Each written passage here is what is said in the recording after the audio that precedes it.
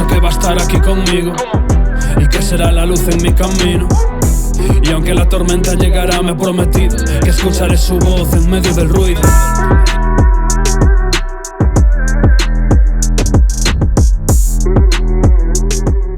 Hey yo, ¿qué pasa? Estamos de vuelta con En Medio del Ruido. Hemos pasado una temporadita no solo descansando, sino haciendo un pequeño rebranding, un poco de renovar nuestra imagen, nuestros colores, nuestra presencia. Hemos hecho todo un planning del que os contaremos más adelante y hablaremos de los implicados. Hay muchos cambios, vais a ver muchos cambios, y antes de que empiece la pedazo de tertulia que tengo hoy con dos absolutos cracks, quiero contaros que a partir de hoy mismo estamos abriendo un Patreon, una cuenta de Patreon, para que quien lo considere, quien lo tenga en su corazón, pueda ayudarnos para que este proyecto salga adelante. Y por lo tanto os pedimos que oréis por el proyecto, que estéis apoyándolo en redes sociales, compartiendo nuestro contenido, etcétera, etcétera. Y si lo sentís de parte de Dios y creéis que podéis permitíroslo, será bueno que nos ayudéis con nuestra página de Patreon, donde además vais a tener contenido extra, contenido adicional, contenido exclusivos, behind the scenes y un montón de materiales al que solo podréis tener acceso desde nuestra cuenta de Patreon. Ampliaremos información más adelante, pero queríamos dejar este pequeño advisor al principio del episodio de hoy. Y sin más dilación, quiero dar la bienvenida a mis invitados del día. Son mis dos hermanos. Hoy tenemos a Chic Juárez desde Vitoria, el archiconocido carnudo con lentes, y tenemos a mi hermano pequeño Israel Suárez, que nos habla desde Barcelona. ¿Cómo estáis, chicos? Bien hallado. Siempre he querido decir eso y nunca he podido. Pues yo más carnudo y más con lentes, ¿qué quieres que te diga? todo en su sitio. Y con más flow. Escúchame, ¿cómo se encuentra? ¿Os encuentro bien? ¿Habéis descansado este verano? ¿Habéis currado? ¿Cómo se ha planteado? Descansar, verano, ¿eso con qué se come, tío? Es que somos músicos, es verdad. ¿Eso existe? En fin, hoy tenemos varias noticias por delante. Han pasado muchas cosas desde la última vez que hicimos una tertulia acerca de noticias. Sabéis que somos un podcast en partnership con Protestante Digital y por lo tanto muchas de las noticias que vamos a analizar, algunas no esta vez porque creemos que hay asuntos de rabiosa actualidad que tenemos que tratar. Pero muchas de las noticias que vamos a estar tratando las podéis encontrar en Protestante Digital y noticias relacionadas con los temas que vamos a estar tratando, ¿ok? ¿Estáis preparados, chicos? ¿Cómo lo veis? Yes. De una, bro. Perfecto. Pues vamos a por ello. Hace un par de semanas sucedió, pues todos sabéis, el asesinato de Charlie Kirk. Disculpa que te interrumpa el podcast, solo quiero contarte muy rápidamente que si disfrutas de En Medio del Ruido, si es de bendición para ti y quieres formar parte de nuestro equipo de apoyo, acabamos de habilitar nuestra página de Patreon donde por una cantidad mensual vas a poder apoyarnos financieramente y a cambio tendrás acceso a diferentes ventajas como contenido exclusivo, acceso a nuestra newsletter semanal. Entra en el link que te voy a dejar en la descripción de este vídeo y podrás ver cómo hemos hecho varios planes, varios tiers, escoge el que más se adapte a ti y nos vemos dentro. Tienes el link a nuestro Patreon en la descripción de este vídeo y sin más te dejo que sigas disfrutando del episodio. Creo que hay varios puntos acerca de la muerte de Charlie Kirk que creo que vale la pena comentar y analizar. Y estoy seguro de que vosotros tenéis una opinión general y habéis reflexionado suficiente sobre este tema, porque además he hablado de este tema con los dos. Creo que hay varios puntos abiertos, creo que hay varios puntos que hay que tener en cuenta, no solo de lo que es el asesinato en sí, sino de qué es lo que ha ido sucediendo después del asesinato. Es decir, cómo se desarrolló el funeral. Es algo que se ha criticado mucho, las formas, la parafernalia, digamos, hay alguna gente que está diciendo que parecía un funeral, pero como con un meeting político por detrás. Otros decían que era un meeting directamente disfrazado de funeral. A mí me preocupa particularmente la unión entre los cristianos y un pensamiento político concreto. Por varios motivos. Porque eso deja de lado a todo un espectro de cristianos que pueden no estar de acuerdo con esas ideas políticas y por otro lado hay personas no cristianas que pueden sentir rechazo hacia un cristianismo si se adscribe a esa corriente política. ¿Cómo lo veis vosotros? Como politólogo abro la veda. Hay un problema que de hecho yo creo que lo mencioné en la otra ocasión, que es que hoy en día, tal y como se entiende la izquierda es como Movistar Fusión. O sea, no te meto solo el internet, te meto la televisión, te meto el móvil, te meto todo. O sea, la izquierda viene siendo un pack. Así es como se entiende socialmente, y ese es el problema, que es que ese discurso lo han impuesto y nos lo hemos tragado. Tanto por el lado de los que no están de acuerdo con la izquierda, no se autoidentifican con la izquierda, como con aquellos que sí que podrían identificarse, o podríamos, voy a ir haciendo el spoiler, podríamos identificarnos con, digamos, una área un poquito más progresista. Y se hace difícil porque la lucha tradicional es, yo soy de izquierda, lucho contra el de la derecha, pero es que dentro de mis propias filas tengo que hacer frente a otros frentes, nunca mejor dicho. Sí, decía, ese es el problema. Algo bueno, que las izquierdas no son unívocas, sino que son análogas, precisamente, además. Eso es. De hecho, se podría hasta llegar a decir que, entre otras cosas, la guerra civil en España la pierde la izquierda, entre otras muchas cosas, por la división en la izquierda. Pero bueno, lo que hoy en día se entiende por izquierda incluye una serie de packs, por así decirlo, o de complementos que se consideran inamovibles socialmente y que me parece que no se corresponden con lo que realmente es la izquierda. O sea, si nos vamos a la base ideológicamente de la izquierda es una redistribución de la riqueza, punto. No es otra cosa. Exacto. No es ecologismo, no es feminismo, no es anticlericalismo incluso que se compra, no es aborto, no es... no quiero decir ideología de género, pero sabemos que nos referimos a esto. O sea, no es todo este tipo de cosas. La izquierda es redistribución de la renta. Exacto, es que yo creo que hay una confusión entre los términos izquierda y progresismo, que generalmente van de la mano, pero no tienen por qué, porque la izquierda no deja de ser una ideología económica, como bien has dicho. Es una cuestión económica, es una redistribución de la riqueza. Y la izquierda... el progresismo es una ideología ética y social, digamos. No sé si lo estoy diciendo bien, Israel. Sí. Entonces, claro, por un lado hay el hecho de que yo puedo sentir que estoy más de acuerdo con una redistribución de la riqueza, con una preponderancia del servicio público, pero eso no me tiene por qué convertir en progresista. Y de hecho, tiro yo la reflexión que hacía estos días. En países como Venezuela, ser progresista y ser de izquierdas casi son antónimos. Sí. No sé cómo lo veis vosotros. Sí, a ver. Yo personalmente veo que en ese sentido en Estados Unidos el discurso MAGA, el discurso de Make America Great Again y todo esto ha conseguido capitalizar el disgusto de la clase trabajadora ante una serie de políticas que van en ese cajón desastre, que es lo que bueno, pues ahora mismo se ha derivado en llamar la ideología woke, ¿no? Todo lo que tiene que ver pues con meter, como bien decía Irsa, en el mismo saco el feminismo, las teorías queer, las distintas teorías queer y las distintas maneras de entender las distintas identidades / orientaciones sexuales. Y además de todo esto, pues también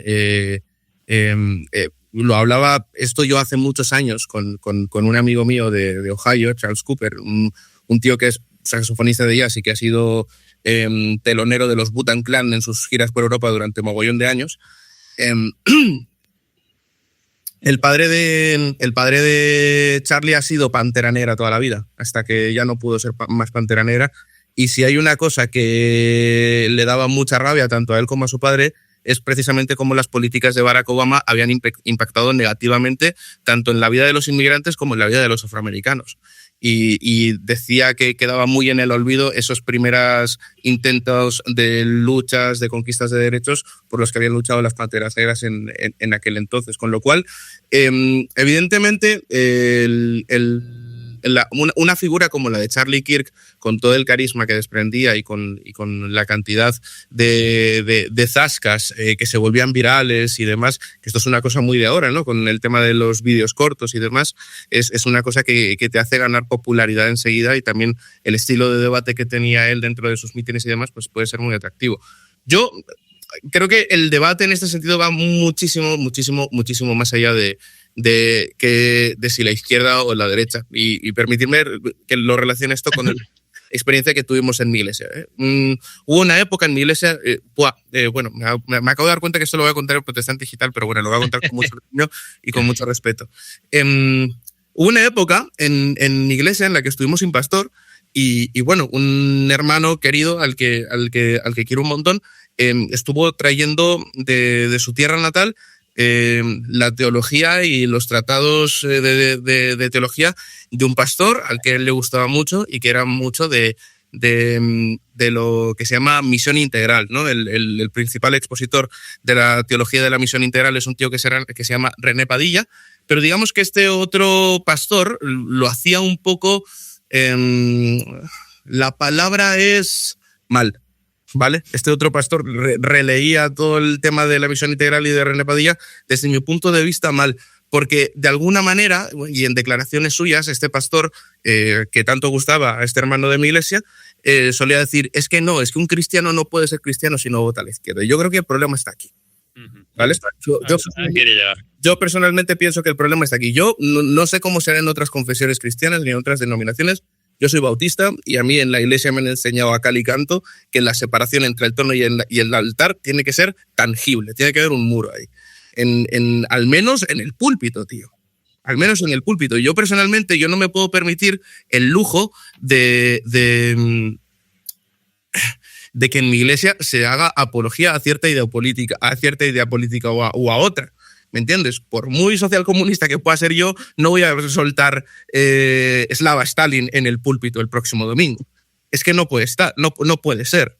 Me explico. O sea, no, y creo que esto le hace muchísimo daño a la divulgación del Evangelio, porque al final nosotros como Iglesia Eterna de Cristo que somos todos, nuestro principal enfoque es precisamente eso, predicar el Evangelio, ¿no? A mí me gusta mucho un analista político que se llama Santiago Armesilla y que hablaba precisamente en su análisis de las izquierdas y de las derechas desde la perspectiva de Gustavo Bueno,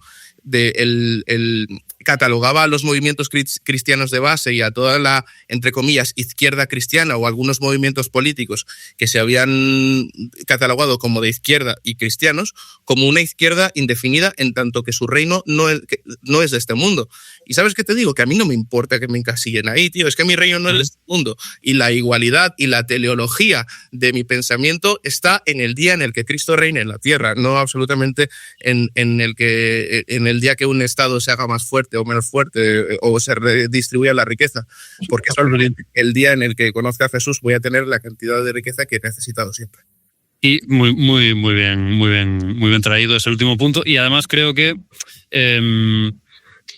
está bien buscar en la Biblia principios que te lleven a tu opinión política. Eso es fantástico, eso de verlo todos. Es decir, yo quiero que mis principios políticos casen con la idea del amor de Jesús, con la idea de la atención a la pobreza, al extranjero, ¿no? que vemos tantas veces en la Torá, en el Pentateuco. Yo puedo fundamentar mis creencias políticas en mi teología, pero creo que un error muy común es como yo llego a mi ideología política desde la teología, entiendo que si tú estás en desacuerdo con mi idea política, entonces estás en contra de la teología bíblica. Es algo que estamos haciendo mucho como cristianos. Yo subí un reel acerca de lo de Charlie Kirk y tal. Me mostré cómo soy. Yo dije que era progresista, yo dije que me consideraba de izquierdas y la mayoría, o sea, uno de los comentarios más comunes era que yo no podía ser cristiano y progresista al mismo tiempo. Porque es una ideología que contradice el mensaje de la Biblia. Yo creo que eso proviene en su mayoría de cristianos, gente cristiana, que construye su ideología desde su lectura bíblica y que por lo tanto entiende que su política es la única legitimada por el texto bíblico. Has abierto un melón gordo. Yeah. Gordo. Ya llevo 3 en este podcast. La verdad. Alguno. No sé si me quería meter yo ahí en este jardín, pero bueno, vayamos a... Bueno. De igual modo que entendemos que cuando se habla de, por ejemplo, de la menstruación de las mujeres, que tienes que apartarlas porque es inmundicia, entendemos que no estamos llamando inmundas a las mujeres, sino que ahí está dando unas normas sobre sanidad, sobre higiene, o sea, hay algo que va por detrás de la literalidad del texto, hay alguna serie de textos, como me parece, por ejemplo, si no me equivoco, es Levítico 25, cuando habla del año del jubileo, que yo personalmente creo que hay que ir un poquito más allá al corazón del mensaje. Es decir, estamos hablando de la importancia de no dejar a nadie, digamos, a su suerte, a ningún esclavo por causas de deudas, etcétera, etcétera, que la tierra vuelva a la propiedad de sus ancestros. Entonces, a partir de ahí, yo personalmente en mi lectura yo saco una serie de conclusiones que tienen que ver con no dejar a nadie atrás socialmente.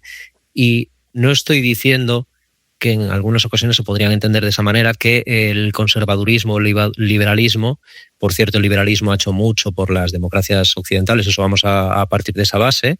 Dentro de eso también el protestantismo ha dicho mucho al respecto, pero yo no estoy diciendo que ser de derecha sea ser egoísta, no lo estoy diciendo, pero entiendo que en mi lectura de Levítico 25, en este caso, tiene más que ver con esto, con no dejar a nadie atrás.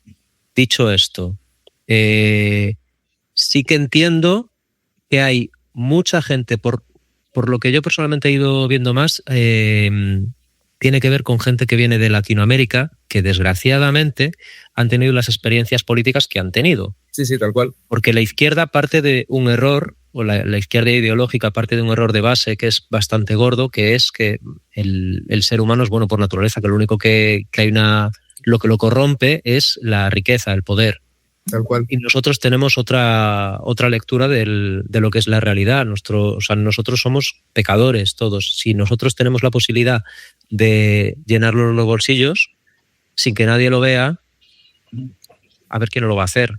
Y ese es el problema, que luego al final las experiencias políticas que se han tenido a lo largo de la historia, especialmente cuanto más hacia la izquierda, a la extrema izquierda te vas, pues no tienen nada que ver con lo que ideológicamente tenía que ver con la izquierda. Luego, evidentemente, tú coges textos de gente que ha escrito sobre la izquierda y tú tienes que quedarte con lo que quieras quedarte, por supuesto. De igual modo que tampoco te quedas con todo el discurso de Donald Trump, ¿no? de tantas otras personas, incluso con el de Charlie Kirk. Tampoco te quedas con todas las palabras que vienen de ese discurso. Cuando Marx está hablando de que la religión es el opio del pueblo, tienes que entender el contexto de qué es lo que está diciendo y por qué lo está diciendo. Eso no te está significando ni que, por un lado, no puedas ser cristiano y comunista a la vez, ni por otro lado, no te está diciendo Marx que no puedes ser cristiano y seguir el tema del marxismo por su lado. O sea, es por las dobles vertientes. Al final, cuando una persona se acerca a la Biblia y a la política para construir su propio pensamiento político, no se tiene que casar con las ideas de nadie. Tiene que ir a las bases, a las fuentes, tanto las de, digamos, el pensamiento ideológico como especialmente la Biblia, y dentro de ir a la Biblia, cuál es el corazón de lo que se está diciendo y sacar conclusiones. Esto es. Exacto. Perdón, que me he enrollado. Está bien.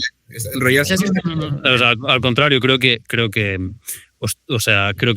aportas a la discusión, porque cada vez veo a los cristianos, no me importa la sociedad, pero a los cristianos cada vez los veo más polarizados, tío. Cada vez los veo además más enfrentados. Eso me lo decía uno de los chicos de Denia, de los chavales a los que damos clase, Chiqui y yo. Me decía, tío, es que yo soy de derechas, me decía, pero es que estoy harto, tío, de que crucifiquemos a nuestros hermanos por movidas de este mundo, ¿sabes? Y creo que necesitamos una perspectiva un poco más amplia de lo que está pasando a nivel político, por supuesto, pero también de lo que está sucediendo a nivel espiritual a través de lo político. Yo pienso, y perdóname que te haga el inciso aquí, en plan, pienso que como cristianos nuestra responsabilidad es dar ejemplo a las personas de cómo tienen que ser las relaciones humanas. Me explico. Supone que nosotros somos el cuerpo de Cristo, se supone que nosotros tenemos la mente de Cristo y toda esta serie de cuestiones que son fruto de la conversión, ¿no? En este caso. Pues de la misma manera deberíamos, como iglesia, y de nuevo me refiero a iglesia eterna, ¿vale? Esta iglesia que no entiende ni de países, ni de etnias, ni de nacionalidades, ni de religiones. Ni de religiones. Y como iglesia eterna, nuestra responsabilidad para con nuestros hermanos es llevarnos bien, seas del color que seas. Nuestra responsabilidad como cristianos es amarnos como a nosotros mismos, tal y como dijo Jesús, seas del color que seas, o seas del Depor, o seas del Barça, o seas del Alavés. Exacto. Sí, te voy a preguntar una cosa, ahora que caigo. Tú estabas hablando de que en el cielo tendremos todas las necesidades cubiertas. Tú venías diciendo que tendremos toda la riqueza que necesitaremos. También se podría decir que de igual modo no tendremos ningún tipo de riqueza, porque no hará falta. Exacto. Claro, si el papel, esto es pregunta trampa, ¿vale?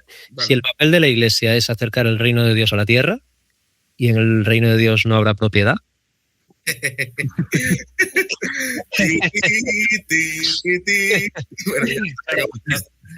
También habría que entrar en si habrá matrimonio, porque ahí está el problema, pero bueno. Pero el punto mío es eso, que no puede, o sea, encima de cualquier cosa, encima de cualquier etiqueta que yo pueda tener aquí en la frente, está el amor que tengo que tener de Dios para con mi hermano. Para el que no es mi hermano también, ojo, pero entre nosotros, tío, que estemos incurriendo en tremenda sarta de estupideces a cuenta del estamos siendo víctimas de nuestros gobiernos, de nuestros estados y de nuestros medios de comunicación, en tanto a que nos estamos polarizando en un sitio en el que no importa tu contexto, lo único que importa es que Cristo te ama. ¿Sabes? Exacto, y es de esta manera estamos... Yo pienso que a este nivel tendríamos que ser un problema para los gobiernos como iglesia, ¿sabes? O sea, tendríamos que ser un problema porque creo que hay unas voluntades políticas detrás de polarizarnos tanto. Y si nosotros fuésemos capaces de no polarizarnos por cuestiones terrenales, seríamos un problema para los gobiernos, digamos. Y no lo estamos siendo. No. Entonces, yo creo que el llamado está claro, ¿no? Que es ser hermanos por encima de ideología. Y yo creo que hay muchas herramientas para alcanzar eso. O sea, yo veo que mi padre, que no tengo, o sea, no creo que tenga problemas en que yo lo defina aquí como un galeguista, como un independentista gallego. Yo te diría que de un centro derecha, tal vez, ¿no? De un centro izquierda oeste, esa línea está muy difuminada. Digamos que es la izquierda de los 70, ¿vale? Okay. Para que todos nos entendamos. Uno de sus mejores amigos es César Vidal. Yeah. Y César Vidal no es sospechoso de galeguista ni de este tipo de cuestiones. Y yo los veo, tío, que se llevan, se aman, tío. Y yo cuando le cuento esto a mis amigos no cristianos, no dan crédito. Como tu padre, que sabemos de qué color es, digamos, a nivel político, puede llevarse también, como nos dices, con César Vidal. Y es porque entienden precisamente lo que estamos comentando, que hay algo por encima de su color político. Y eso es un problema para los gobiernos. Lo que nosotros como iglesia estamos haciendo no solo no es un problema para los gobiernos, sino que erige gobiernos que tal vez no nos convengan y por encima de todo, causan una división y causan un ulterior rechazo a la iglesia, que es, por otra parte, lógico, y que en una de estas movidas pendulares que hace la historia nos va a salir muy caro. A mí me dolió mucho, me disgustó mucho más que dolerme. No estoy tan enganchado emocionalmente a la cuestión, pero me fastidió mucho ver las gorritas de maga todo el rato en el funeral de Charlie, que a mí no me gustó nada. Y me fastidió... Mira, tú sabes que yo no soy dado de escuchar worship, de hecho le tengo bastante tirria. Y me fastidió aún más escuchar las pocas canciones de worship que me gustan, que son de las nuevas, y tener que tragármelas porque estoy haciendo un proyecto de alabanzas en euskera, como bien sabes, y tengo que estudiar un poquito todo lo que haya. Y me fastidió mucho el tenerme que tragarme todo eso con el contexto maga ahí detrás. No, creo que no había necesidad. Entiendo que Charlie Kirk era amigo del presidente y toda la cuestión. Creo que no había necesidad, pero bueno. Ya estoy de acuerdo. Este tema la verdad es que da para que hagamos el podcast exclusivamente de esto, porque también habría que mirar en el interés que hay detrás de que estemos polarizados. Exacto, ahí es donde quiero apuntar. Y de todas formas, yo quisiera avanzar a otras cosas que también van a ser un turbomelón, tíos. Sí que, no sé, mira, voy a aprovechar, no me lo has dicho, no te lo he preguntado, me da igual, eres mi hermano. si quieres cortas y ya está, pero quien quiera profundizar en reflexionar con respecto a este tipo de cosas... Espera. ¿No? Israel va a hacer un anuncio que todos necesitáis escuchar. Así que, Irra, tienes el micro es tuyo y, por favor, seguidle a donde os va a llevar, ¿vale? Vaya, hombre. No, simplemente decir que aquellas personas que estén interesadas en conocer un poquito más de tanto de Biblia orientada a política como de política en sí, digamos, desde un aspecto más práctico y a la vez académico, se ha abierto recientemente una escuela de formación política que es totalmente online, que si no me equivoco va a ser 13 semanas. Ha empezado ya esta semana pasada y quien quiera acceder pues tiene toda la información y referentes. Si entra en salvemosalafamilia.com, arriba a la derecha hay un botoncito en azul que pone Escuela Política y por ahí tienes toda la información relevante. Hay gente muy top. Ahí hay gente que ha estado, por ejemplo, presidente del Parlamento en Uruguay, vicealcaldes, ha habido gente muy top que van a estar ahí impartiendo un poquito de su conocimiento. Exacto. Israel, desde su humildad, está omitiendo el detalle de que él también es parte del equipo docente y él también es una persona muy top. Él ha sido asesor del diputado Joan Baldoví de Compromís, del Partido Valenciano, Compromís Valencià o Compromís Permanent. No, en aquel momento de hecho era Compromís Equo. Porque Esto es. Entonces Israel ha sido asesor del diputado Baldoví.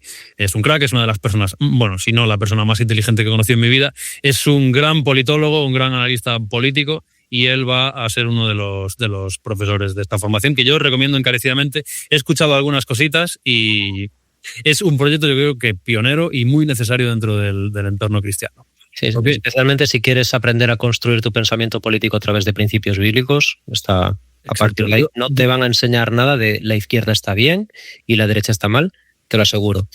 Te van a enseñar a coger la Biblia, acercarte ahí, sacar principios bíblicos y a partir de ahí pues coger herramientas para enfrentarte a la política. Exacto. Y yo voy a dejar todos los links para apuntarse a esta formación, obviamente en nuestras redes. Bueno, vamos a seguir, chicos. Ahora viene un melón que es dolorosísimo y me gustaría que hablemos del estado de la cuestión de Oriente Próximo. Todos sabemos lo que ha pasado, todos sabemos cómo están las cosas. Ahora mismo hay una negociación de paz encima de la mesa. Donald Trump ha impuesto su puño de hierro y ha sacado adelante un proyecto de alto el fuego permanente. Pero esto han sido, si no recuerdo mal, 2 años de guerra, por llamarlo de alguna manera. Y creo que plantea varias cuestiones, aparte de las evidentes. De nuevo, creo que las que más nos atañen a nosotros como cristianos occidentales son cómo reaccionamos a este tipo de cuestiones. Entonces, vamos a repasar muy rápidamente. El 7 de octubre de 2023, si no me equivoco, 2023, Hamas lanzó un ataque terrorista cruzando la frontera con un montón de milicianos de Hamas, secuestrando a muchos rehenes israelíes y matando a muchos otros. A partir de ese momento, el primer ministro israelí Benjamin Netanyahu declaró la guerra a Hamas, lo cual se convirtió en declararle la guerra a la Franja de Gaza, con sendas consecuencias también en Cisjordania, es decir, que no es disparatado hablar de una guerra entre Israel y Palestina, aunque no tendría por qué ser así. Podría ser una guerra como se mantiene en lo formal, una guerra Israel-Hamas, pero realmente a nivel práctico es una guerra entre Israel y Palestina, y yo no sé siquiera si el calificativo de guerra aplica a lo que está sucediendo en Gaza. Es una operación militar israelí sin casi respuesta por parte de Palestina por una cuestión de falta absoluta de medios, más allá de milicias, guerra urbana y lanzamiento de cohetes, que es ahora mismo todo lo que Hamas puede ofrecer en respuesta. Pero lo que creo que es muy interesante siempre con la cuestión árabe-israelí o israelí-palestina es nuestro posicionamiento como iglesia cristiana. Yo aquí sí que probablemente opine un poco más porque, como sabéis, soy hebraísta. Pues gracias a Dios tuve el privilegio de vivir en Israel una temporadita. Conozco bastante el país, creo bastante bien la coyuntura, y tengo una opinión muy formada acerca de lo que está pasando, no solo a nivel político y militar, sino a nivel espiritual. pero sí que me gustaría preguntaros a vosotros qué opináis del hecho de que sistemáticamente como Iglesia nos posicionemos al lado del gobierno de Israel. Yo opino que se me ha olvidado la bandera de Palestina en casa, y es en serio. O sea, ¿te acuerdas del último gol que dimos? Me salió una y se me ha olvidado, y estaba a punto de ponérmela y no lo he hecho. Pero bueno, en cualquier caso, lo único que quiero decir es que me parece, y lo voy a decir así, tío, perdóname, a lo mejor, o sea, yo políticamente hablando no sé si soy la persona más preparada para hablar de esto. Hablo mucho desde las emociones en este aspecto, porque no me parece, y estoy probablemente muy enfocado a opinar de cierta manera por una serie de factores y demás, pero a mí me parece repugnante. Me parece repugnante el genocidio en Gaza, y me parece repugnante la posición de muchos sectores evangélicos en ese sentido. Te voy a contar, en una de las convenciones de la Unión Evangélica Bautista Española, trajeron a un misionero de origen palestino que se había formado teológicamente en Argentina y en Brasil, ¿vale? Este señor, no recuerdo el nombre, no solamente no recuerdo el nombre, sino que no recuerdo ni su nombre real ni el nombre que utilizaba, porque tenía dos, ¿vale? Sé que estuvo, yo lo vi, hablé con él, tuve el privilegio de hablar con él, y sé que se movieron un montón de hilos para traerlo con todas las precauciones que esto supone. Este tío llevaba varias iglesias subterráneas en Palestina, en la franja de Gaza principalmente. Es un tío que incluso tenía que tener cierta formación, porque él afirmaba haber sido miembro de Hamas en algún momento. Wow. ¿Vale? Él afirmaba haber sido miembro de Hamas en algún momento. Dice que cuando él se convierte tuvo que buscárselas muy, muy, muy bien para huir del entorno de Hamas y demás. Y me quedo con el detalle. Toda esta historia, que es preciosa, es anecdótica, porque lo que quiero contar es lo siguiente. Él muy vehementemente y con el corazón encogido y en la mano nos dijo: por favor, dejad de poner banderas de Israel en vuestras iglesias. Por favor, dejad de poner banderas de Israel en vuestras iglesias. Primero, porque a los que venimos de una fe musulmana, como es mi caso, nos genera rechazo. Uh-huh. Segundo, porque abriendo la Biblia con un poquito de inteligencia te das cuenta de que el Estado de Israel no es el Israel bíblico. Y tercero, y lo más importante de todo, es porque estos judíos que muchas veces... Y lo digo con conocimiento de causa, muchos latinos defienden, son los mismos judíos que cuando ven un cristiano o una persona exhibir un símbolo cristiano, te van a escupir al cuello, a la cara o al suelo o cualquier cosa, ¿me entiendes? O sea, uh-huh. Entonces, creo que deberíamos salir de esa obtusez, ¿se dice obtusez? No sé si es el término correcto. Pero... Entiendo el concepto. Exacto, mental, por la cual muchas veces en las iglesias evangélicas hacemos uso de estos símbolos, de estas banderas, de estas cuestiones, y entender de una santísima vez que estamos defendiendo el ataque de un Estado asesino contra unos pobres civiles que no tienen nada que ver con el pueblo de Dios. El pueblo de Dios somos todos los que hemos creído en Cristo. Así es. Y además con el matiz de que siempre se justifica desde los textos que hablan de que maldito sea quien maldiga a Israel. Uh-huh. Pero sucede que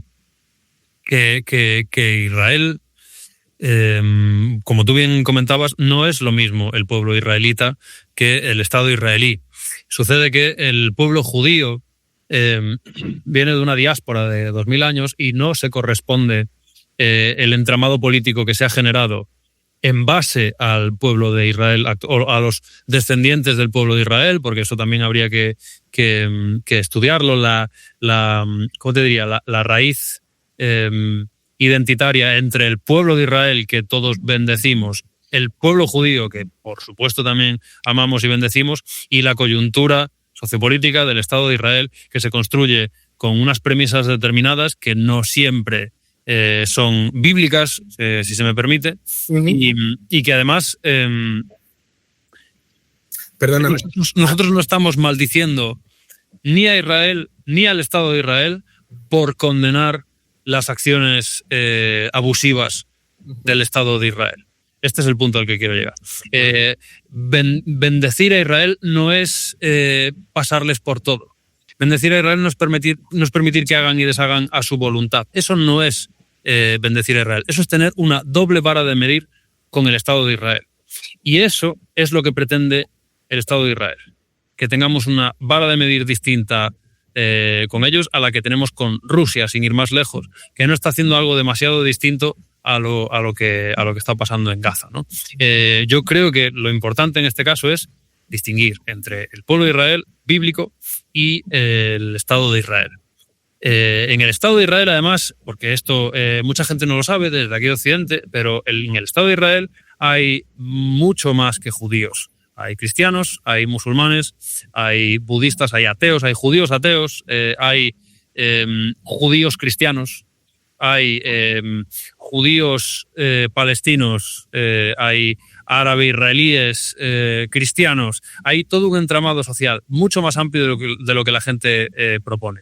Y yo espero que no se presuponga que toda esa gente forma parte del pueblo de Israel, porque no forman parte del pueblo de Israel, forman parte del Estado de Israel. Es un poco el punto al que quiero llegar. Sobre todo que bendecir a Israel no implica pasarle por todo al Estado de Israel, ¿ok? No sé cómo lo veis vosotros, si queréis añadir algo a esta cuestión, a este debate. Yo tengo una pregunta, o sea, ya que has traído el texto a colación, el de bendecir a Israel y demás, ¿tú qué entiendes por bendecir a Israel? Exacto, lo que yo entiendo por bendecir a Israel es entender, me parece una muy buena pregunta, me parece que es entender que Dios quiso cumplir con su plan a través de un pueblo muy concreto, que es el pueblo elegido, y por tanto respetar y honrar su parte en la historia de la misión de salvación de Dios. Comprender su cultura, comprender la cultura en la que se desarrolla el texto bíblico, amar la cultura en la que se desarrolla el texto bíblico y honrar la memoria del pueblo de Israel y del pueblo judío también. Para mí eso es bendecir a Israel. Uh-huh. ¿Y tú crees que, pero esto te lo pregunto, no es pregunta trampa, o sea, yo no conozco, uh-huh, pero yo desde lo poquito que entiendo, no veo por qué deba yo como cristiano protestante siglo XXI bendecir más al pueblo de Israel, al pueblo judío, que a otro, ¿me entiendes? En absoluto. Todo lo contrario. Creo que los cristianos, por definición, deberíamos ser auténticos humanistas, que amen las culturas, que amen la diversidad, que estudien el legado artístico, cultural, lingüístico de todos los pueblos. Y yo diría que probablemente quien lo considere así, a mí me parece que entra dentro de una interpretación bíblica legítima, entender que entre ese amor a las culturas y a los pueblos, la cultura e identidad judía puede tener un lugar preponderante. De estudio, hay muchos filojudíos, digamos, hay mucha gente que es culturalmente filojudía. Yo me considero culturalmente filojudío, pero obviamente no estoy a favor acabo de decirlo, ¿no? Sí, tal cual. No estoy a favor de las acciones del Estado de Israel, particularmente después de lo que ha sucedido en los últimos 2 años, y me gustaría indicar que es evidente que rechazamos y que condenamos lo que pasó el 7 de octubre. Aquel cruce de fronteras ilegítimo armado sobre Israel, el cual, por cierto, abre muchas incógnitas acerca de dónde estaba el Mossad. Sí, bueno, a ver, a mí en este sentido tampoco me quiero meter mucho en dilucidar de quién fue la culpa. A mí se me hace muy extraño personalmente. Por cierto, esto lo dijo Charlie Kirk poco antes de morir. A mí se me hace muy extraño que uno de los mejores servicios de inteligencia del mundo estuviera tomándose un café mientras esto iba a pasar, ¿sabes? Exacto. A lo que apuntaba es que efectivamente el Estado de Israel ha sufrido muchas injusticias a lo largo de su historia. La guerra del Yom Kippur fue una canallada, la guerra de los 6 días fue una canallada, los atentados que han ocurrido son incontables. Yo he visto y he tocado literalmente trozos de misil que cayeron en Haifa desde el Líbano por parte de las milicias de Hezbollah. Es evidente que existen inocentes en Israel. Me gusta mucho un escritor que os recomiendo que se llama Amos Oz, que murió hace poquitos años. Él tenía una asociación que se llamaba Shalom Achshav, que significa paz ahora, y era un compendio de intelectuales judíos y palestinos que se unían para buscar acciones que pudieran acercar al pueblo palestino y al pueblo israelí. Sí. Creo que hasta el 7 de octubre la solución de los dos estados era casi una realidad, y esto fue un frenazo. Un frenazo que, por cierto, no propició el Estado de Israel. Pero ahora a ver quién convence al Estado de Israel de la solución de los dos estados, ¿no? Bueno, no propició el Estado de Israel, pero bien, es que no me quiero meter, Denis. O sea, yo solamente voy a decir una cosa, perdóname, porque salta la mía. Solamente voy a decir una cosa. Yo personalmente no considero que el Estado de Israel tenga una razón de existir como tal. Lo siento mucho, yo opino así, ¿vale? Y también pienso, como ha dicho el mismo Netanyahu, que jamás fue un intento de dividir a la población palestina, y no estoy en absoluto de acuerdo con nada que tenga que ver con el Estado de Israel. Entiendo que culturalmente, y estoy de acuerdo contigo en ese aspecto, o sea, es un legado precioso el de la cultura judía. Yo mismamente, bueno, ya hace poquito me he comprado un curso para aprender a leer hebreo, que me parece una cosa muy interesante porque quiero entender mejor la Biblia, ¿no? Pero yo no tengo ninguna simpatía por el Estado de Israel. No creo que la fundación del Estado de Israel sea algo positivo para la humanidad, y no creo que esa gente no se hubiera enterado que iba a pasar lo que iba a pasar, más cuando lo estaban financiando ellos. Pero bueno, ya está. Entiendo tu punto de vista. Yo creo, mi perspectiva es...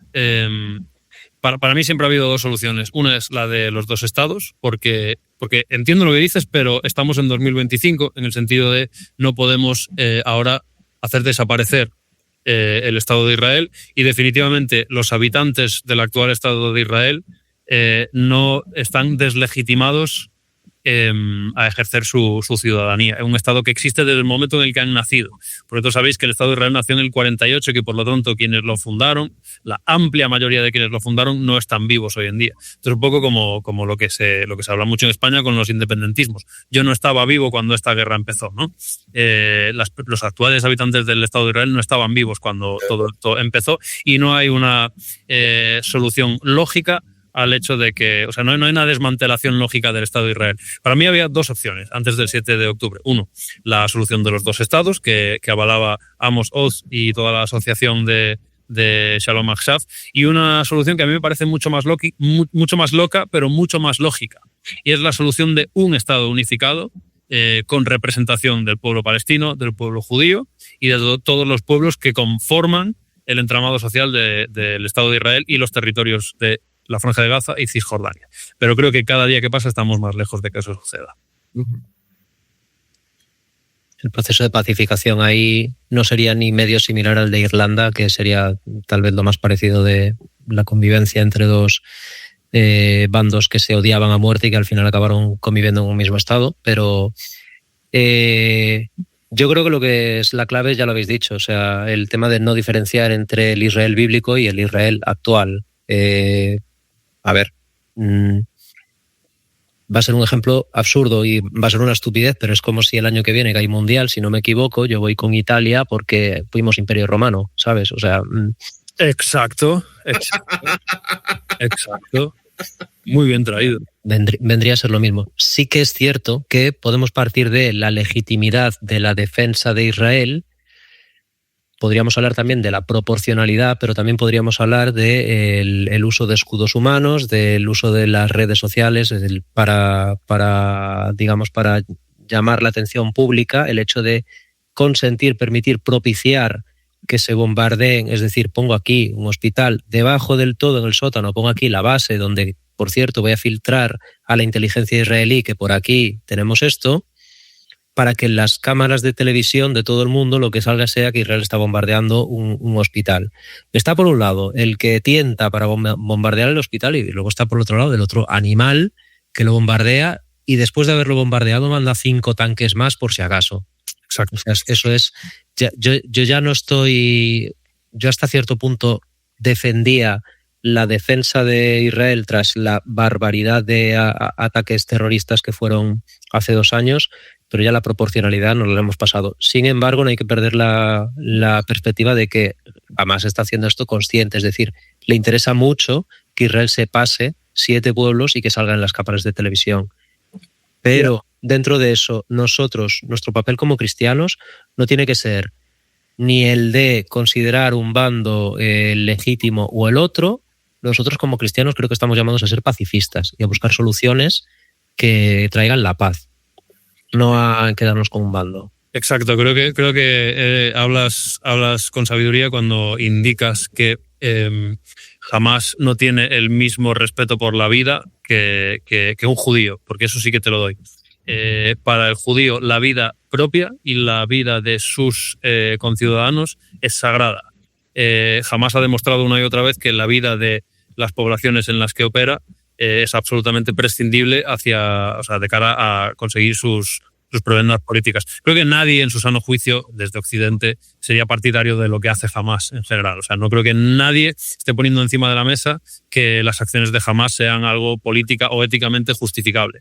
Pero también trae a colación una cuestión muy interesante y que es un principio muy judío, que es el principio de la proporcionalidad. La ley de Talión, una ley que se ha criticado por activa y por pasiva desde entornos super progres que rozan lo analfabeto, pero la ley de Talión está precisamente para evitar que a cambio de un ataque terrorista execrable se acabe con la vida de 70.000 personas, que se dice muy pronto.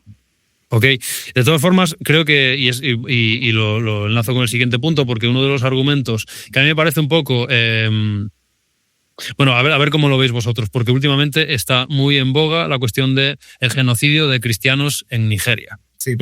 Y eso es una cuestión que, por supuesto, nos une a toda la cristiandad. O sea, no va a haber un solo cristiano que opine distinto a como seguramente opinamos cada uno de nosotros, ¿no? Lo que está sucediendo con nuestros hermanos en Nigeria es aberrante, es dolorosísimo, lloramos con nuestros hermanos. Seguro que habréis visto vídeos. Yo tengo todos los algoritmos volcados con la cuestión de Nigeria, iglesias derruidas en las cuales los hermanos siguen yendo a cantar, a adorar, a abrir la Biblia juntos, tiroteos en vivo, gente que se reúne después de las matanzas para seguir alabando al Señor. Yo creo que una de las cosas que más me genera todo esto es mucho orgullo de iglesia, en el sentido de la manera que han tenido de reaccionar los cristianos en Nigeria es admirable, no solo desde el punto de vista humanitario, sino desde el punto de vista espiritual. Es decir, volver a la misma iglesia en la que nos han tiroteado ayer para seguir trayendo el reino de los cielos a esta tierra me parece el auténtico evangelio. Y perdonar a aquellos que nos persiguen y nos ultrajan y nos matan, me parece el mayor testimonio que podemos recibir. De todas formas, hay un aspecto que no me gusta de todo esto, ni del tratamiento cristiano de esto, que es ponerse a ponderar qué genocidio es peor o mejor. No, pero eso es de ser imbécil, o sea, ya está, o sea... Exacto. A mí lo que me parece reprobable, y me parece reprobable por los dos bandos, es utilizar las masacres con fines ideológico-políticos.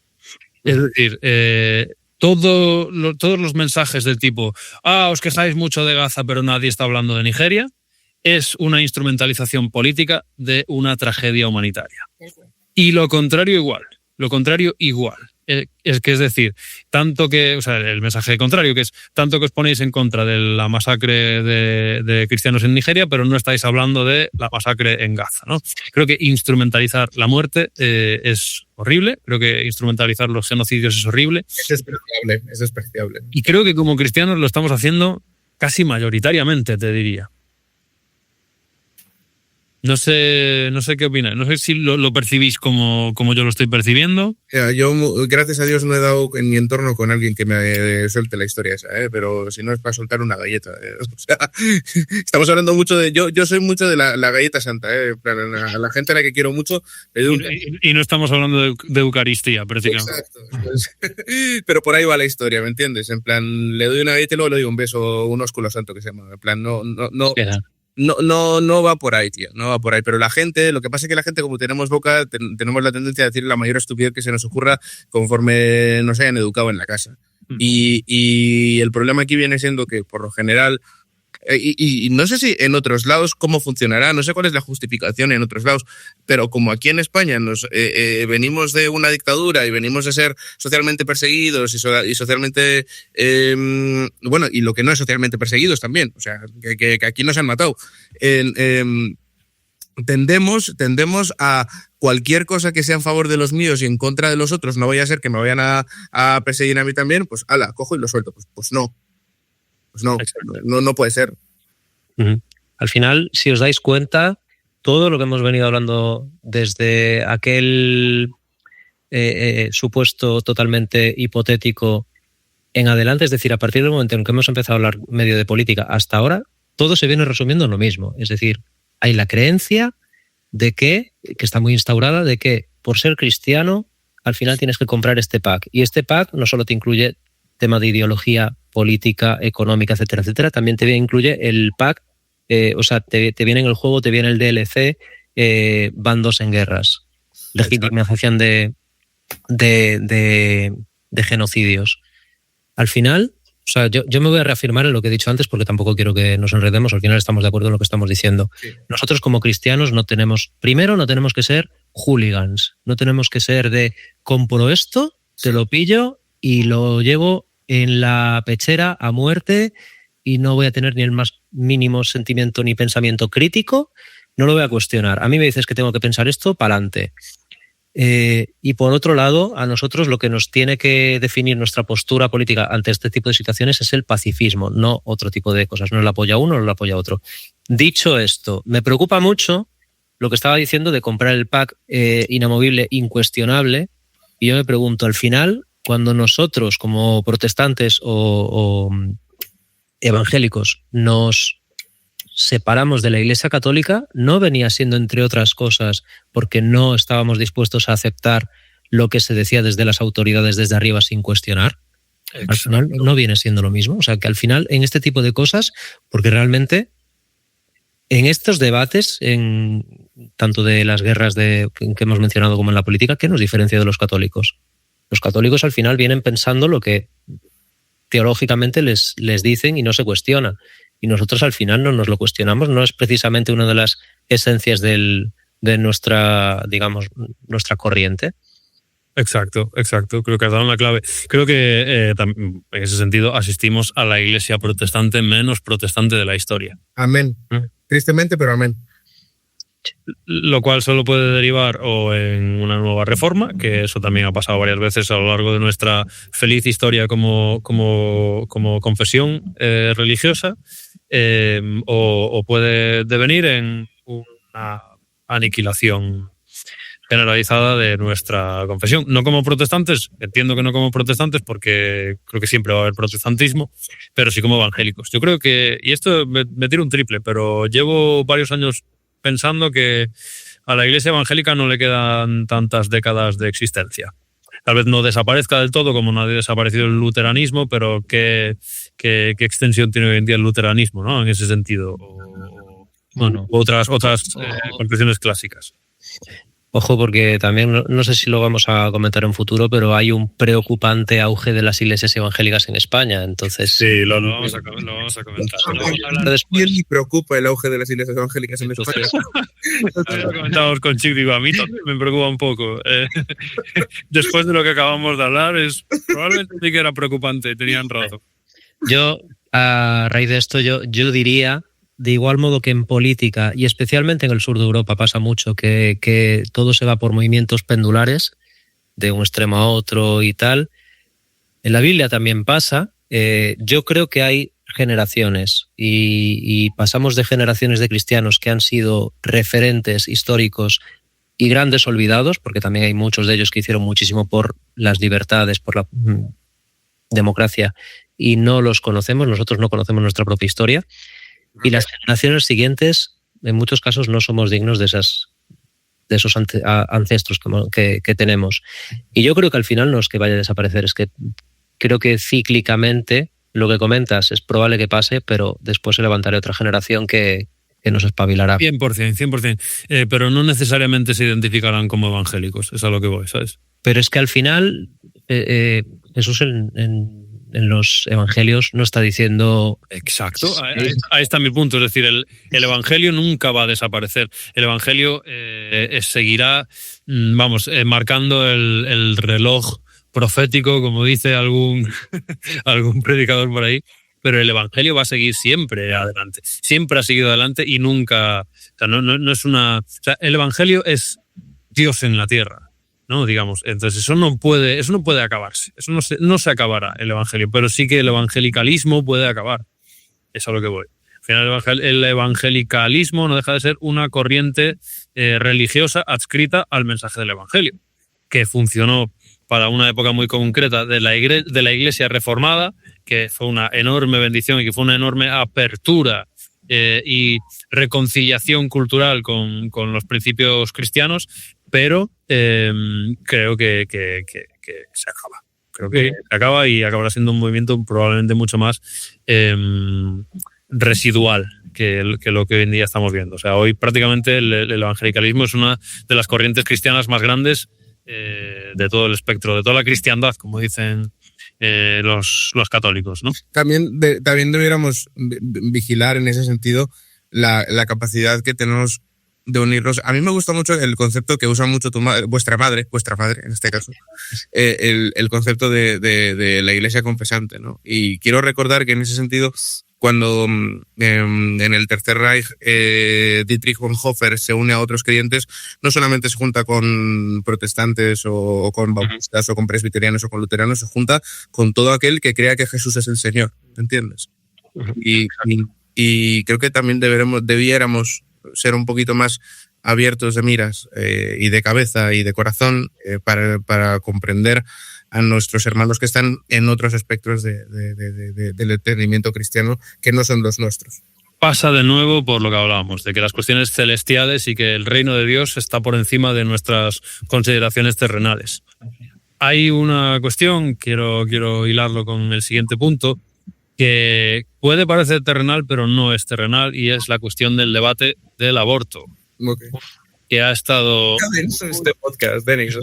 Es que yo creo que has ido buscando en tu libreta ahí de pensamientos de ducha, has ido pensando ¿qué es lo más polémico de lo que puedo hablar esta tarde? Estoy buscando la funa. Yo ya he aprendido que el único contenido que funciona hoy en día es lo que genera funa, no polémica, funa.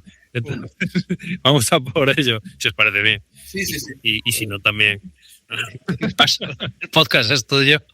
Es un gran momento para introducir aquí la publicidad. Anyways, últimamente ha estado muy en boga porque se propuso una cuestión acerca de las consecuencias psicológicas para la mujer en los casos de aborto, ¿no? Nuestro insigne padre, médico, ha subido un artículo a Protestante Digital hablando del tema, hablando del consenso médico que hay alrededor de las consecuencias del aborto y creo que es una cuestión que se ha tratado muy mal, tanto fuera como en según qué sectores de la Iglesia.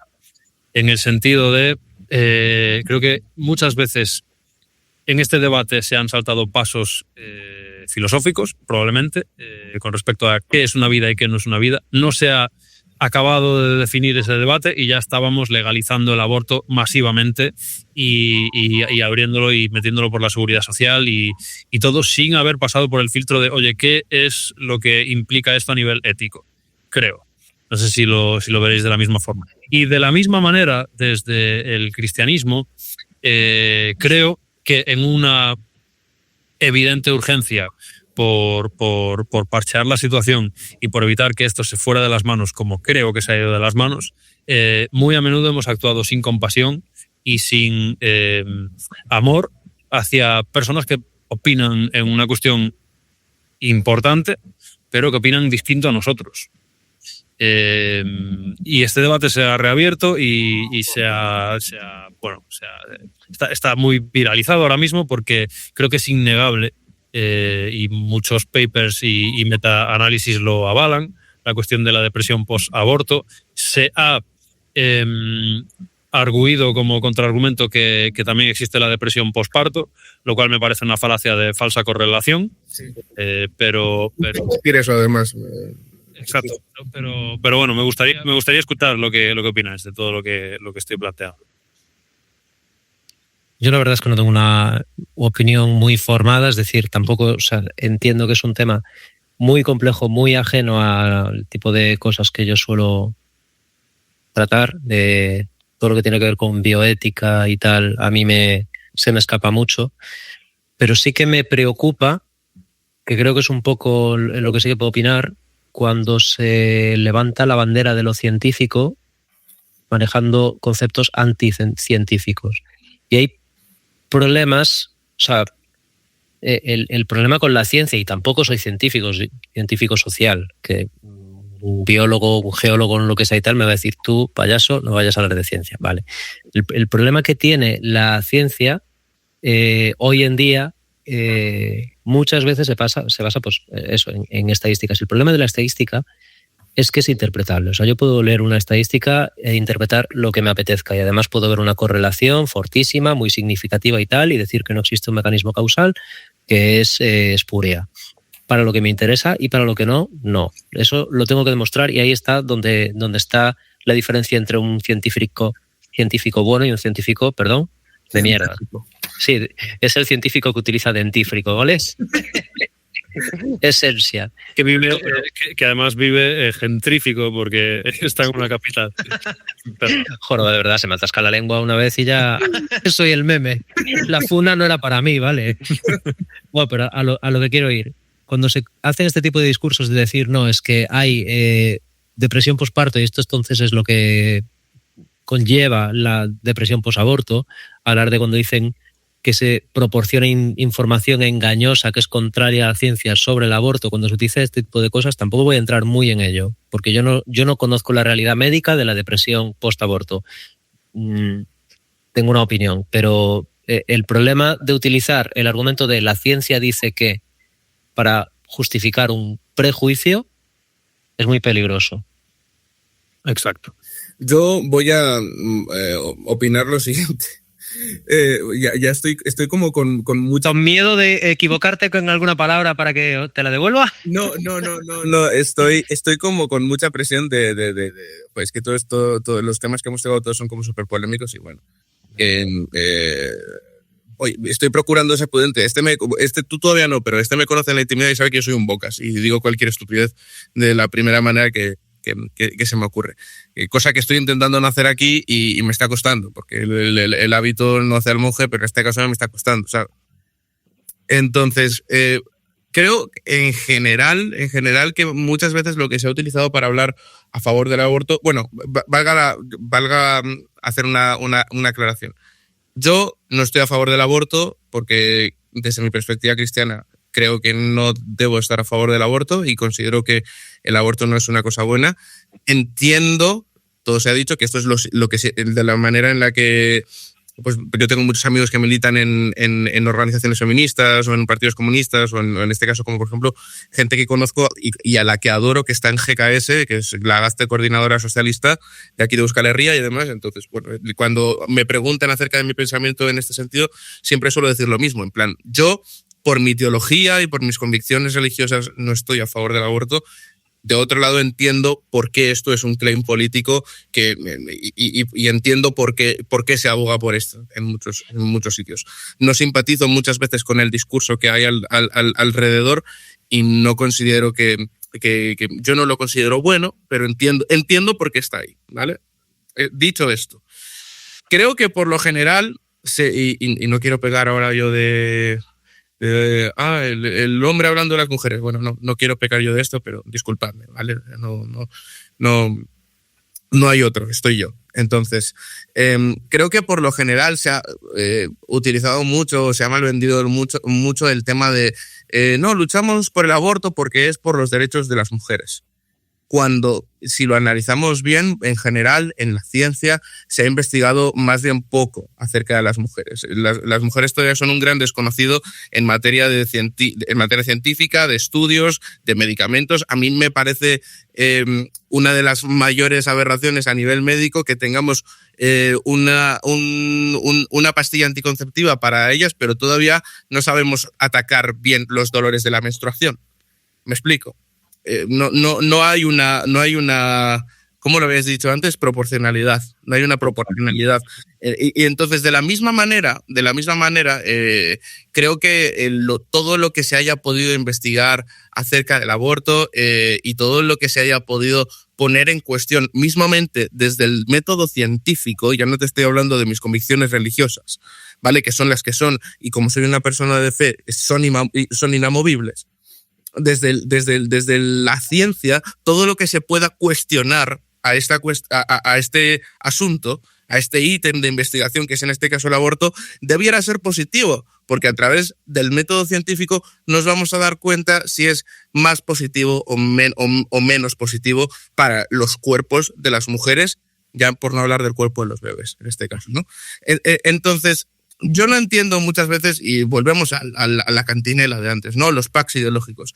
Yo no entiendo por qué no es posible decir, oye, deberíamos dar más información a las mujeres sin sonar necesariamente retrógrada. Quizás habría que cuestionarse si la voluntad de la persona que está ofreciendo más recursos psicológicos a las mujeres que abortan lo está haciendo de buena fe o con un interés político. ¿Me entiendes? No sé. Mira, sí. Te voy a entrar en el tema del pack ideológico y a lo mejor me meto en un jardín, pero ¿qué narices?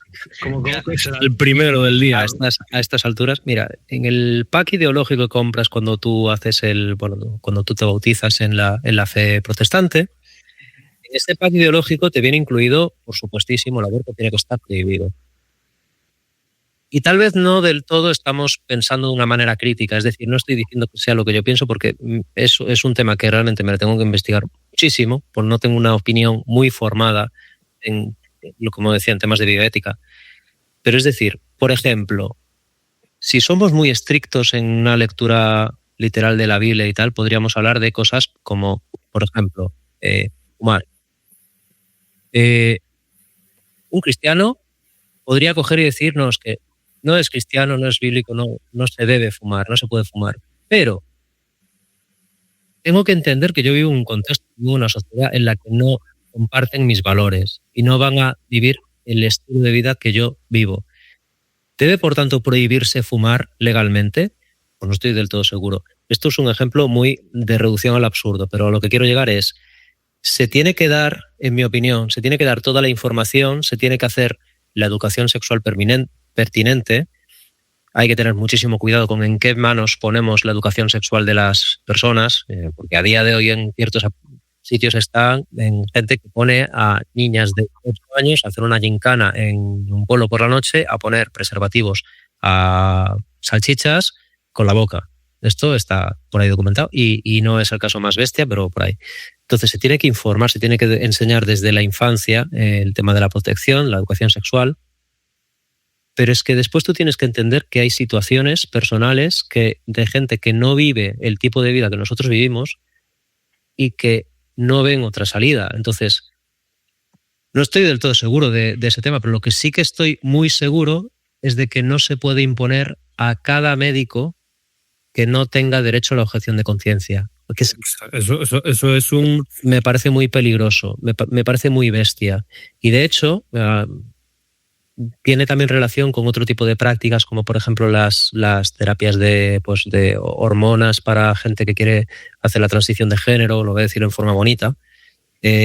Nuestro padre, que es endocrino, pues le han venido un par de ocasiones gente pues intentando pillarle con cámaras ocultas ahí para ver si le pillaba diciendo alguna burrada de que este endocrino no me va a dar hormonas porque es un homófobo.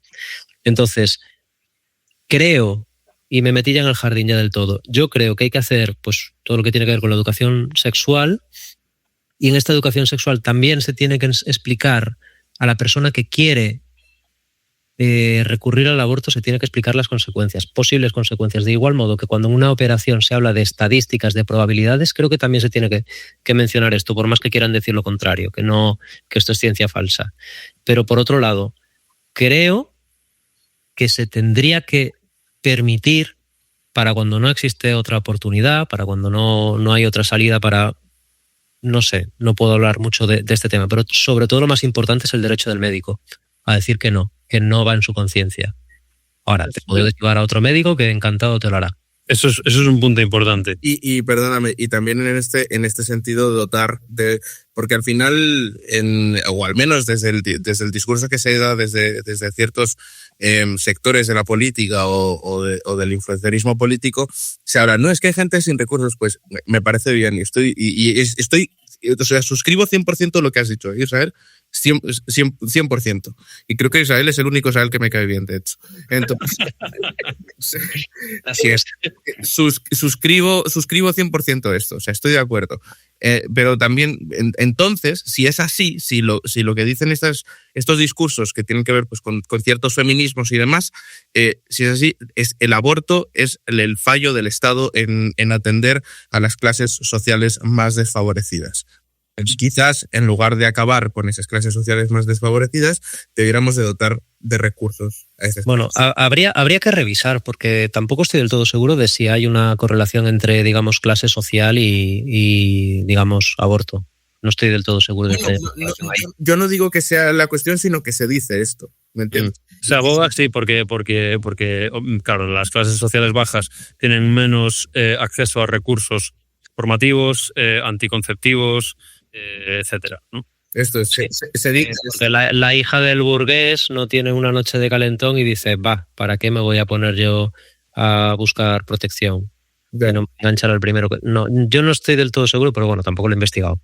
Pero no estoy del todo seguro que haya una relación entre la... No, lo que Chiqui está diciendo no es hay una correlación entre el aborto y las clases sociales, sino que se aboga porque hay una correlación entre las clases sociales y el aborto.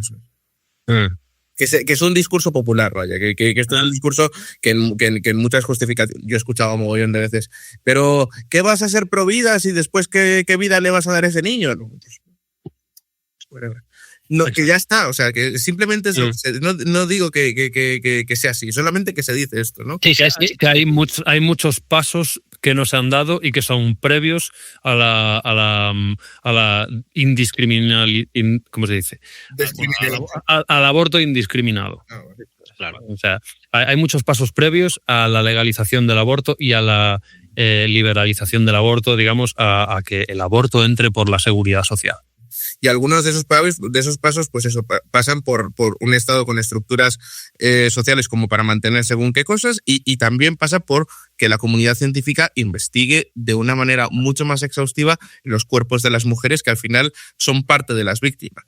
Volviendo a Charlie Kirk antes, Charlie Kirk cuando decía que el tema que él no está a favor del tema del aborto, él dice que no condenaría a las mujeres que aborten, sino que condenaría a las empresas que facilitaran este tipo de cuestiones. Es de las pocas cosas con las que yo puedo llegar a estar de acuerdo con Charlie Kirk. Cuando lo escuché dije, mira el desgraciado o sea, al final de vez en cuando suena la flauta, ¿sabes lo que te quiero decir?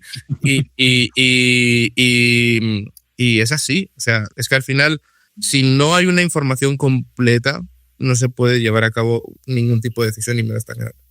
Uh-huh. Pues sí, hemos abierto casi todos los melones, ¿vale? O sea, nos queda uno más que es más light, ¿ok? Es un tema light y es la cuestión, toda la polémica que hubo en relación a la noticia de RTV que trató un poco descortésmente a la comunidad evangélica, diciendo que había un preocupante crecimiento de iglesias evangélicas en España. La RTV, para quienes no lo sepan, es la radiotelevisión pública española y estuvo feo. A ver, estuvo feo. Ahora, la cuestión es...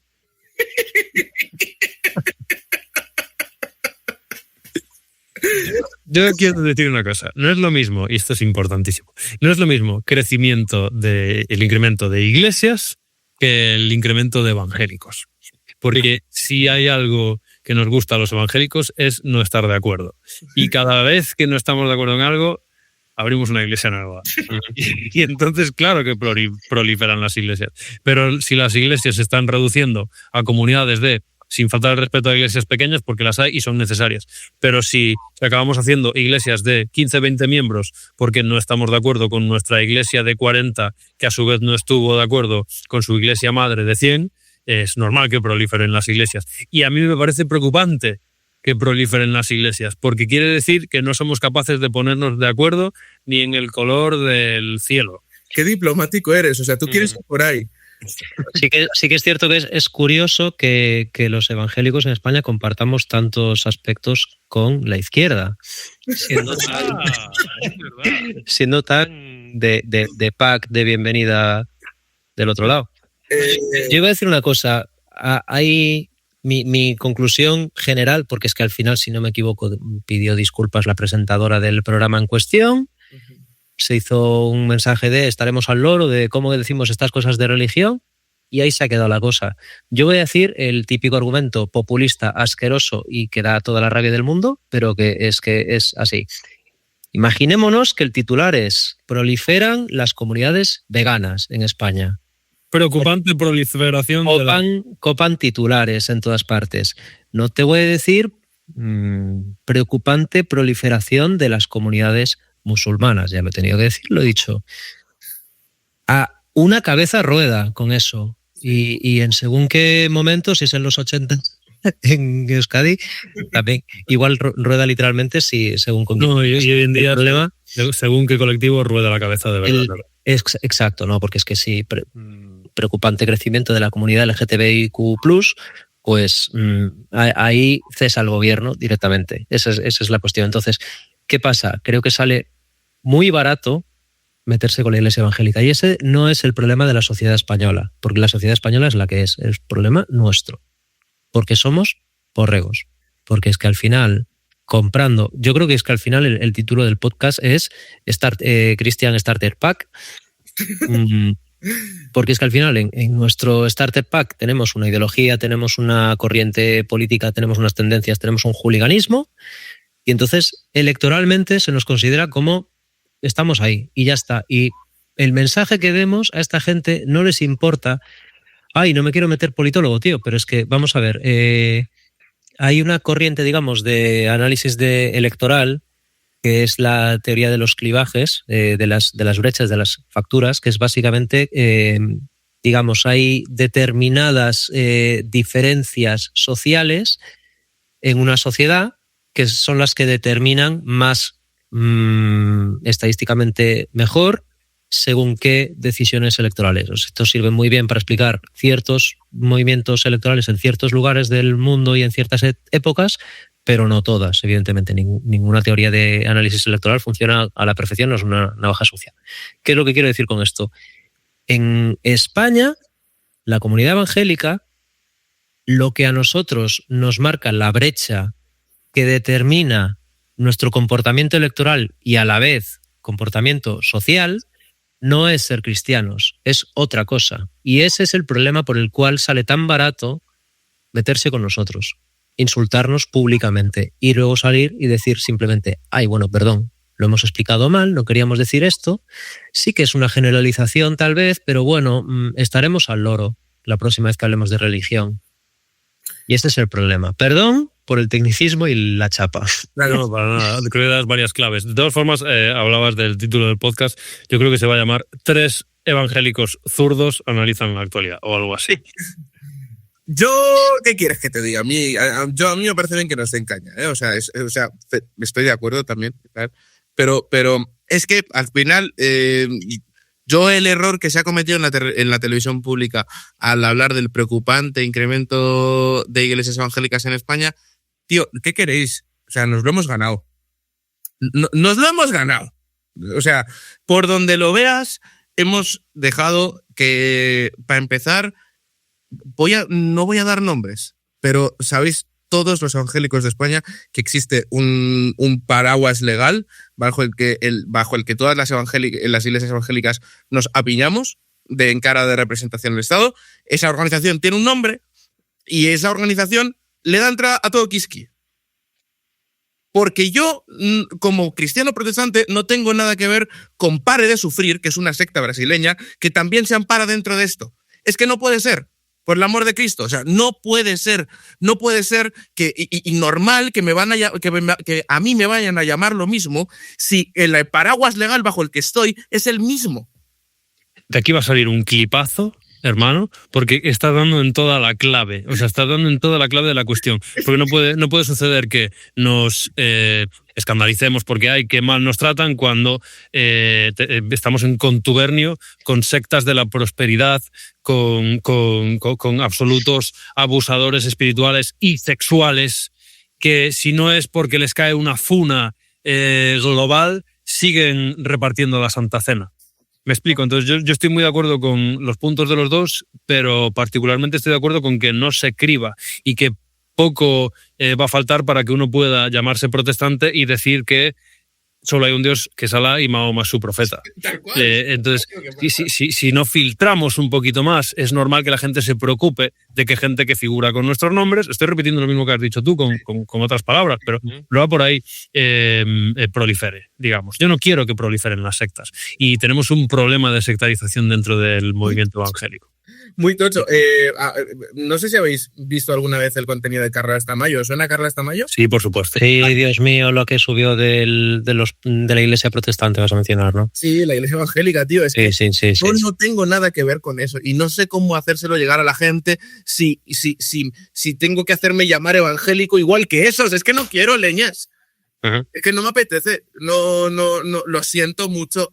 Totalmente. Yo siempre, la verdad es que la respuesta que doy cuando la gente de fuera me plantea esto que estamos diciendo es ellos son el precio de la libertad. Ellos son el precio de que yo pueda acercarme a la Biblia y interpretarla como quiera. Pero eso es algo que me funciona como argumento de cara a es que el protestantismo no puede ser legítimo, no puede ser verdadero si os salen tantas sectas.